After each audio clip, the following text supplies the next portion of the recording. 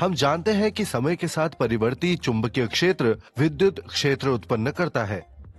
क्या समय के साथ परिवर्ती विद्युत क्षेत्र भी चुंबकीय क्षेत्र उत्पन्न करता है? इस प्रश्न का उत्तर देने के लिए हमें मैक्सवेल के विद्युत क्षेत्र और चुंबकीय क्षेत्र वाले समीकरणों के बारे में जानने की आवश्यकता है। आइए इस पर चर्चा करें। मैक्सवेल ने विद्युत क्षेत्रों और चुंबकीय क्षेत्रों से युक्त समीकरणों का एक समुच्चय तैयार किया, जो लोरेंज बल सूत्र के साथ मिलकर विद्युत चुंबकत्व का आधार बनाता है। हम मैक्सवेल के समीकरण और एम्पियर के नियम को संक्षेप में अध्ययन करेंगे। मैक्सवेल ने इन समीकरणों का उपयोग यह प्रस्तावित करने के लिए किया कि प्रकाश एक विद्युत चुंबकत्व परिघटना है। हम जानते हैं कि विद्युत क्षेत्रों के लिए गाउस का नियम कहता है कि किसी बंद सतह के माध्यम से नेट विद्युत फ्लक्स निर्वात की विद्युतशीलता से विभाजित परिबद्ध आवेश के बराबर होता है। Integral of vector E dot vector dA is equal to Q by epsilon not. ये मैक्सवेल का पहला समीकरण है। मैक्सवेल का दूसरा समीकरण कहता है कि किसी बंद पृष्ठ से गुजरने वाला कुल चुंबकीय फ्लक्स शून्य होता है। ऐसा इसलिए है क्योंकि चुंबकीय एकल ध्रुव मौजूद नहीं होते हैं।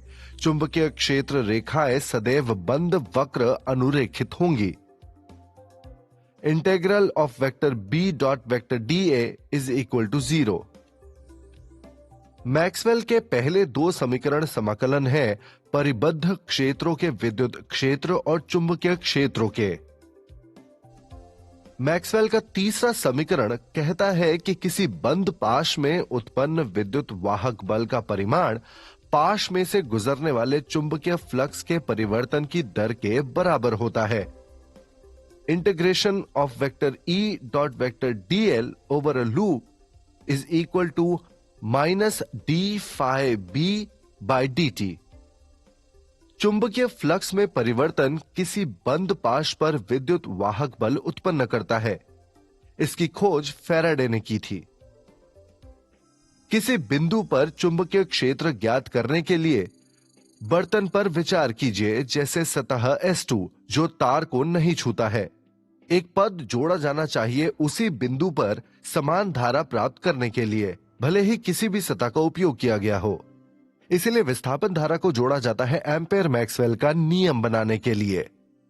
एम्पेयर मैक्सवेल का नियम कहता है कि एक बंद पाश के परितः चुंबकीय क्षेत्र की रेखा समाकलन वाहिद धारा और विस्थापन धारा के योग का म्यू नॉट गुना है।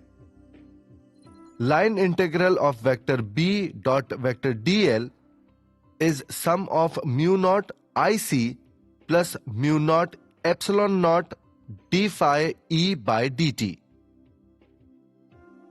इसीलिए संधारित्र के आवेशन या निरावेशन की स्थिति में विस्थापन धारा अलग अलग स्थानों पर हो सकती है। इस प्रकार समय पर निर्भर विद्युत और चुंबकीय क्षेत्र परस्पर उत्पन्न करते हैं। एक महत्वपूर्ण निष्कर्ष विद्युत चुंबकीय तरंगों का अस्तित्व है। हम जानते हैं कि विद्युत चुंबकीय तरंग में विद्युत और चुंबकीय क्षेत्र का अनुपात निर्वात में सदैव प्रकाश की चाल के बराबर होता है। Emax by Bmax equal to omega by K equal to C equal to 1 by under root mu naught into epsilon naught। अब यदि हम प्रतिस्थापित करते हैं म्यू नॉट पद को म्यू और एप्सिलॉन नॉट पद को एप्सिलॉन से, तो हमें माध्यम में विद्युत चुंबकीय तरंगों की चाल प्राप्त होती है। अतः हमें माध्यम में विद्युत क्षेत्र, चुंबकीय क्षेत्र के शिखर मान और विद्युत चुंबकीय तरंगों की चाल के बीच संबंध निम्नानुसार प्राप्त होता है। आइए विस्थापन धारा पर आधारित एक आंकिक का अभ्यास करें। किसी समांतर प्लेट संधारित्र को बनाए रखा जाता है 200 वोल्ट के विभव पर। विस्थापन धारा की गणना कीजिए। यदि संधारित्र की प्लेटों के बीच की दूरी और प्लेटों के क्षेत्रफल क्रमशः 1 मिलीमीटर और 20 सेंटीमीटर स्क्वायर है 1 माइक्रोसेकंड के समय के लिए। हल: संधारित्र की प्लेटों के बीच विभवांतर V is equal to 200 volts. प्लेटों के बीच की दूरी d is equal to 1 millimetre equals 10 to the power -3 metres. संधारित्र की प्लेटों का क्षेत्रफल a is equal to 20 centimetre square equals 20 multiplied by 10 to the power -4 metre square. समय माइक्रोसेकंड में दिया गया है, इसलिए 1 माइक्रोसेकंड है 10 टू द पावर -6 सेकंड्स और epsilon naught is equal to 8.85 multiplied by 10 to the power -12 coulomb square per newton metre square. विस्थापन धारा ID is equal to epsilon naught d phi by dt, जो कि epsilon naught EA by T है, लेकिन विद्युत क्षेत्र E equal to V by D, इसलिए धारा I है epsilon naught VA by TD is equal to 8.85 into 10 to the power -12 multiplied by 200 into 20 into 10 to the power -4 divided by 10 to the power -6 और 10 to the power -3। अतः विस्थापन धारा होगी 3.5 मिली ampere. आइए एक और आंकिक प्रश्न हल करते हैं। एक विद्युत चुंबकीय तरंग में चुंबकीय क्षेत्र का शिखर मान 20 into 10 to the power -9 Tesla है। विद्युत क्षेत्र की तीव्रता का शिखर मान ज्ञात कीजिए। हल: विद्युत क्षेत्र का शिखर मान चुंबकीय क्षेत्र के शिखर मान का C गुना होता है। E is equal to 3 multiplied by 10 power 8 multiplied by 20 into 10 power -9।